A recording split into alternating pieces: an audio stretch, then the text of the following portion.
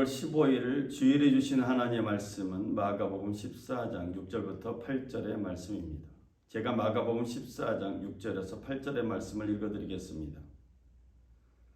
예수께서 이르시되 가만두라. 너희가 어찌하여 그를 괴롭게 하느냐. 그가 내게 좋은 일을 하였느니라. 가난한 자들은 항상 너희와 함께 있으니 아무 때라도 원하는 대로 도울 수 있거니와 나는 너희와 항상 함께 있지 아니하리라. 그는 힘을 다하여 내 몸에 향유를 부어 내 장례를 준비하였느니라. 아멘. 주님께 좋은 일이라는 제목으로 말씀을 나누겠습니다. 마가복음 14장에 오면 6월절 대축제일에 명절 분위기 속에 있는 예루살렘을 볼 수 있습니다. 6월절과 무교절에 모인 이 사람들은 출애굽 이야기를 나누면서 하나님의 선민된, 즉 하나님의 선택된 백성이라는 자부심을 나누고 있습니다. 비록 로마의 지배를 받고 있지만 하나님의 선택된 백성, 즉 선민이라는 의식은 유대인들 마음속에 깊이 자리 잡고 있습니다. 유대인들을 관리하고 있는 정부는 공공질서 안전이라는 명목하에 이들의 축제, 이 명절 분위기를 예의주시하고 있습니다. 한쪽에서는 대제사장들과 서기관들이 예수님을 죽일 흉계를 꾸미고 있습니다. 이런 상황에서 예수님은 나병 환자 시몬의 집에서 식사를 하고 있습니다. 예수님은 가장 작은 자와 함께 있는 것입니다. 내가 진실로 너에게 이르노니 이 지극히 작은 자 하나에게 하지 아니한 것이 곧 내게 하지 아니한 것이니라.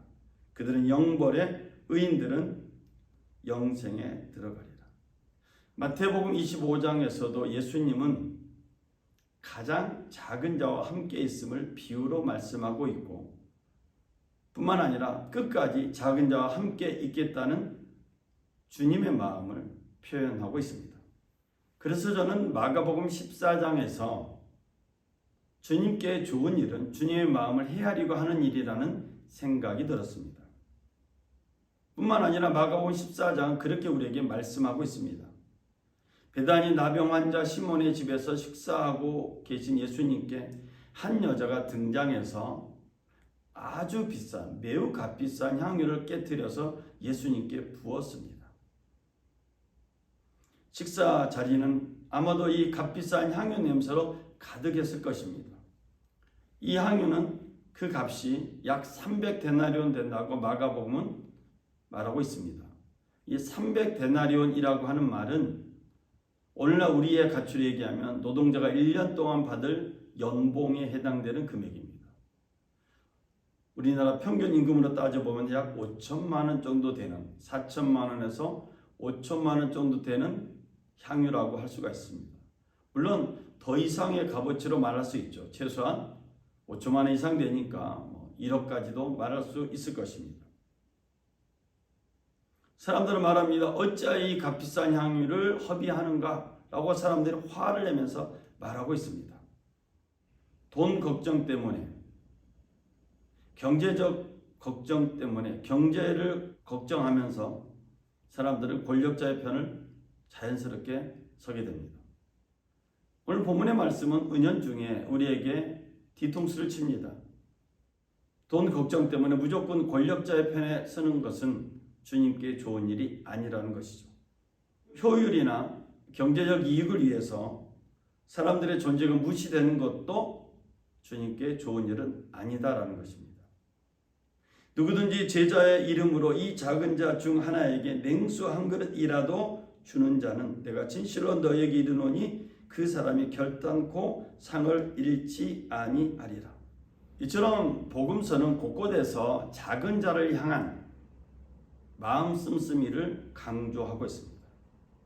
우리는 나보다 잘난 사람, 또 뛰어난 사람과 친구가 되고 싶어 하고 그들과 관계를 맺는데 물질과 시간과 마음을 쏟습니다. 그런데 주님은 작은 자를 향해 있습니다. 사람들은 이 여자의 행동에 대해서 몹시 화를 내고 있습니다.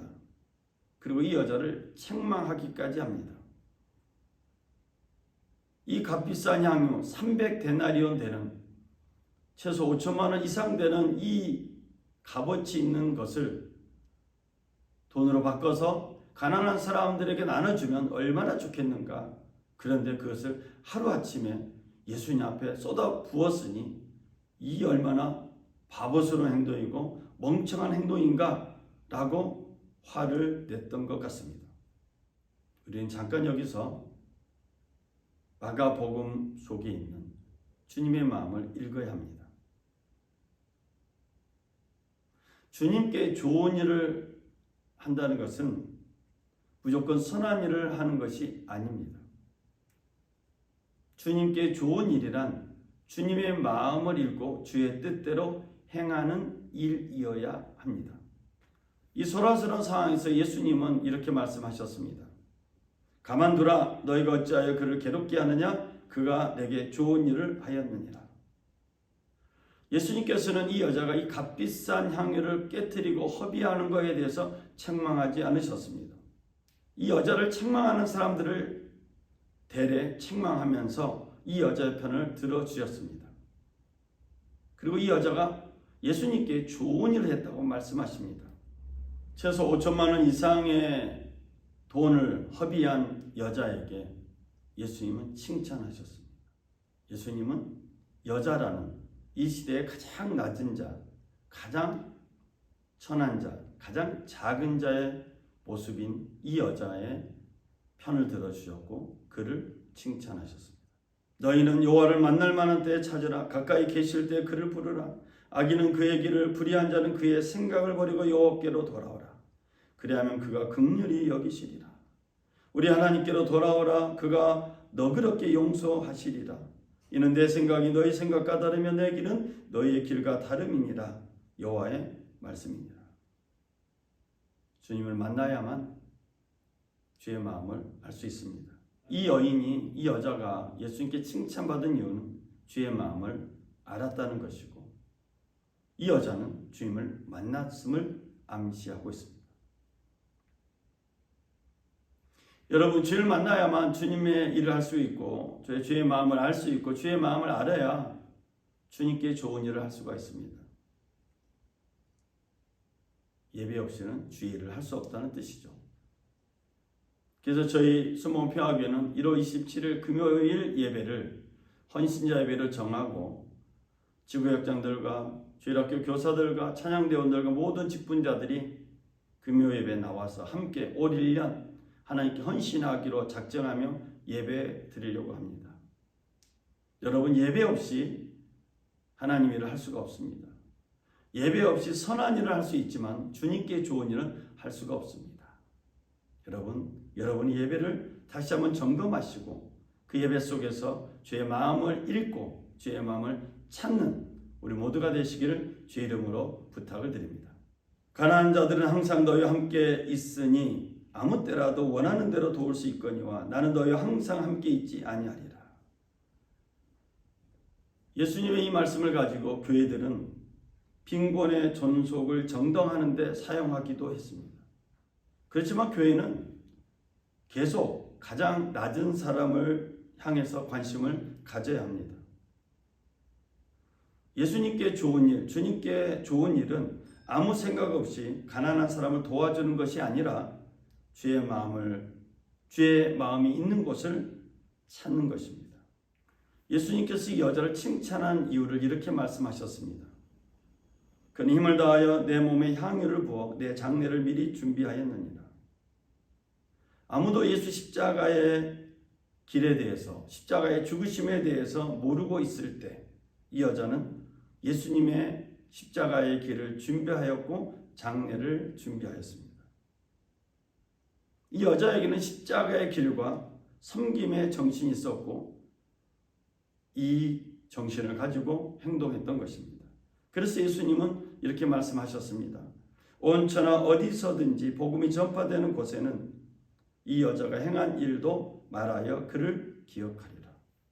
엄청난 칭찬의 말씀입니다. 저는 말씀의 결론을 내리고자 합니다. 경제적 효율이나 경제적 이익을 무조건 추구하는 우리들에게 충격을 주는 말씀이 오늘 본문의 말씀입니다. 돈의 힘이 큰 건 인정하지만 사람 사람들의 또 사람의 가치는 물질과 비교 불가능하다는 것이 마가복음의 정신이고 예수님의 말씀입니다.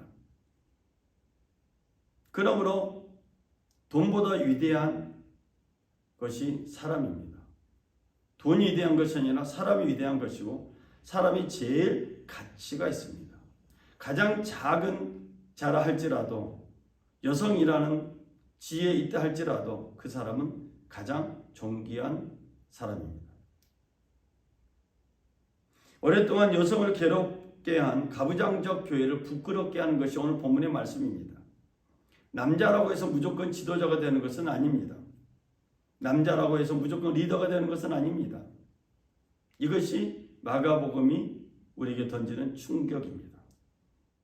주의 마음을 알고 주님께 좋은 일을 하는 사람만이 주님께 칭찬받는다는 것입니다.